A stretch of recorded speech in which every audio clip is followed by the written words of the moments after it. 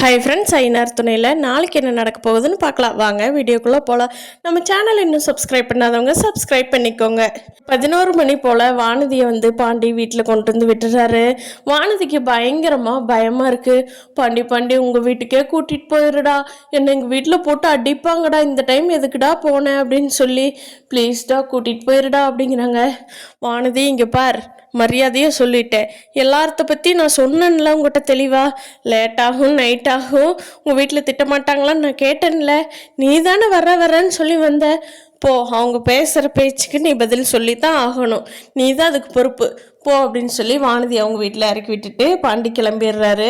வானதிக்கு அவங்க அம்மா கிட்ட பயங்கரமாக அடி விழுகுது. ஏண்டி, ஒரு வயசு பிள்ளை இப்படித்தான் சாமத்தில் ஒருத்தங்க கூட காரில் இறங்குவியாடி? நம்ம வீட்டை பற்றி எல்லாரும் என்ன நினைப்பாங்க? நம்ம குடும்பத்தை பற்றி என்ன பேசுவாங்கடி? உனக்கு அறிவு இருக்கா இல்லையா? காலையிலேருந்து சாயந்தரம் வரைக்கும் அவள் கடையில் தான் உட்காந்து தொலைறேன்னு விட்டோம்னா அவங்க கூட கார் எடுத்துக்கிட்டு பெங்களூர் வரைக்கும் சுத்த போறியாடி? என்ன நினச்சிட்டு இருக்கிறீடே அப்படின்னு சொல்லி எல்லாரும் குடும்பமே திட்டுது. வானதி அழுதுட்டு இருக்காங்க. டீ போட்டுட்டு இருக்கிறப்பவே சோழன் டென்ஷனாக இருந்தாரா? நிலாவும் பேசாமல் போயிட்டாங்களா? அடுத்த நாள் நிலா சோழன் கிட்ட கேட்குறாங்க, என்ன சோழன், ஏன் டென்ஷனாகவே இருக்கிறீங்க? அது குறிப்பாக என்ன பார்ட்டியிலேருந்து பிக் பண்ண வந்தீங்கல்ல, அப்போ இருந்ததும் இப்படியே டென்ஷனாகவே இருக்கீங்க, என்னாச்சு சோழன் சொல்லுங்க அப்படின்னு சொல்லி கேட்குறாங்க. அதுக்கு சோழன் சொல்கிறாரு, ஏங்க இப்போ நான் என்னாச்சுன்னு சொன்னால் அது தீர்வாயிருமா? சரி சொல்கிறேன், டென்ஷன் ஆகலைங்க, சொல்கிறேன் அப்படின்னு சொல்லி பொறுமையாக காட்டுறாரு. அவர் நிலாவுக்கு அவங்க பாஸ் ராகவ் கிஃப்டாக வாட்ச் கொடுத்த ஃபோட்டோ, அதை ஸ்டேட்டஸ் வச்சுருந்த விதம், அதுக்கு போட்டிருந்த எமோஜி ஹார்ட் சிம்பிள் எல்லாமே காட்டுறாரு.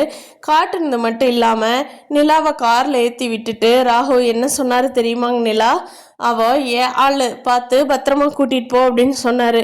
எனக்கு அப்படியே அவரை அப்படியே என்ன பண்ணலான்னு தோணுச்சு தெரியுமா? சரின்னு பேசாமல் இருக்கிறேன். இப்போ வரைக்கும் எனக்கு அவன் மேலே பயங்கர கோபமாக இருக்குது. என்னை கடுப்பேற்றி பார்க்காதீங்க நிலா, தயவு செஞ்சு போயிருங்க. நீங்கள் என்ன நினைக்கிறீங்கன்னு எனக்கு தெரியல அப்படின்னு சொல்லி சொல்கிறாரு சோழன் நிலாக்கிட்டேயும் கோபமாக. ஓ அப்படியே ராகவ் சொன்னால் எப்படி அவள் இப்படி சொல்லலாம் அப்படின்ட்டு நிலா வேகமாக ஆஃபீஸ் கிளம்பி, சோழன் என்னை ஆஃபீஸில் பிக் பண்ணிவிட்டு நீங்கள் எந்த வேலையாக இருந்தாலும் போய்க்கிங்க அப்படிங்கிறாங்க. சரிங்க வர்றேன் அப்படின்னு சொல்லிட்டு சோழன் கூட்டிகிட்டு போகிறாரு. அங்கே போய் நிலா ராகவோட கேபினுக்கு வேகமாக போயிட்டு நிலா ராகவிட்ட, என்ன எதுக்கு இப்படியெல்லாம் பண்ணியிருக்கீங்க அப்படிங்க. நிலா, அது ஆஸ் யூஷுவல் நான் எல்லாத்துக்கும் கிஃப்ட் கொடுக்குறப்போ அப்படி தான் சிம்பிள் போடுவேன், அது ஒரு பாசம் ஒரு ஃபீல். நிலா, இதில் என்ன தப்பு கண்டுபிடிச்சிங்க அப்படின்னு ராகவ் அசால்ட்டாக கேட்குறாரு. ஆமாம், எனக்கு அதனால் எனக்கும் எங்கள் வீட்டில் சோழனுக்கும் பயங்கர சண்டை தெரியுமா அப்படிங்கிறாங்க நிலா. சோழன் எதுக்கு உங்கள் கூட சண்டை கட்டணும்? அஃப்கோர்ஸ் நான் உங்களுக்கு கிஃப்ட் பண்ணினதுக்கும் சோழன் உங்களோட சண்டை கட்டுறதுக்கு என்ன சம்மந்தம் அப்படின்னு சொல்லி ராகவ் கூலாக கேட்குறாரு. அதுக்கு நிலா சொல்கிறாங்க, சம்மந்தம் இருக்குது, அதனால தான் எங்களுக்கு சண்டை வருது. ஏன்னா சோழன் மை ஹஸ்பண்ட் அப்படிங்கிறாங்க நிலா. வாவ், அது கேட்குறப்போ நமக்கே சூப்பர்ல அப்படின்னு தோணுச்சு. இதை சோழன் கேட்டிருந்தாருன்னா ரொம்ப நல்லாயிருக்கும். அதை கேட்டு ராகவ் வேகமாக எந்திரிச்சு நிற்கிறாரு. என்னது, சோழன் ஹஸ்பண்டா அப்படின்னு சொல்லி. ஃப்ரெண்ட்ஸ், நாளைக்கு அடுத்து சுவாரஸ்யமாக என்ன நடக்க போகுதுங்கிறத இந்த வீடியோ பிடிச்சிருந்தா லைக் பண்ணிக்கோங்க.